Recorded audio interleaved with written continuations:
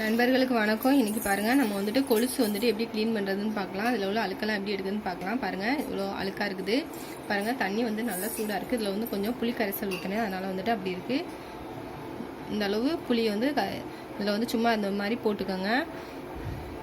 இது கூட கொஞ்சம் போல் லெமன் இருந்தால் சேர்த்துக்கோங்க, இல்லைன்னா வினிகர் இருந்தால் சேர்த்துக்கோங்க. நான் கொஞ்சம் போல் லெமன் வந்து சேர்த்துக்கிறேன்.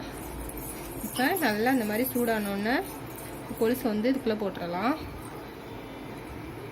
பாருங்கள், குறைஞ்சது ஒரு 10 மணி நேரமாவது இருக்கணும். தண்ணி வந்து ரொம்ப இருக்குது, ஏன்னா நம்ம வேறு இந்த மாதிரி ஒரு பாத்திரங்கள்லாம் போட போகிறேன். அதனால் தண்ணி வந்து நிறைய வச்சுருக்கேன். உங்களுக்கு காமிக்கிறதுக்காக கொலுசு மட்டும் நான் காமிச்சேன். இப்போ வந்துட்டு அப்புறம் நான் வந்து க்ளீன் பண்ணி காமிக்கிறேன். இது வந்து நல்லா கொதிச்சோன்னா ஆஃப் பண்ணி அப்படியே விட்டுடலாம்.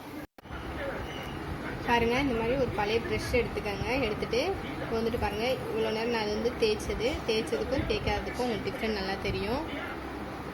இப்போ இதே போலவே இதையும் நான் தேய்ச்சி காமிக்கிறேன். பாருங்கள், ப்ரெஷ்ஷில் வந்து லைட்டாக சோப்போ சர்ப்போ ஏதாவது எடுத்துக்கோங்க. எடுத்துகிட்டு இந்த மாதிரி தேய்ங்க, அழுக்கெல்லாம் ஓடிடும். பாருங்கள், ரெண்டுமே ஒரே போலவே வந்துடுச்சு. நீங்கள் வந்து ரொம்ப அழுக்காக இருந்துச்சுன்னா கொஞ்சம் அழுத்தி தேய்க்கலாம். கொஞ்சம் நார்மலாக தான் அழுக்காக இருந்தது, அதனால் வந்து கொஞ்சமாக தான் தேய்ச்சி அதனால் நல்லாவே போயிடுச்சு. நீங்கள் வந்துட்டு இவ்வளோ தண்ணி வைக்கணும்னு அவசியம் இல்லை. கொலுசு முங்குற அளவுக்கு தண்ணி வச்சாலே போதும்.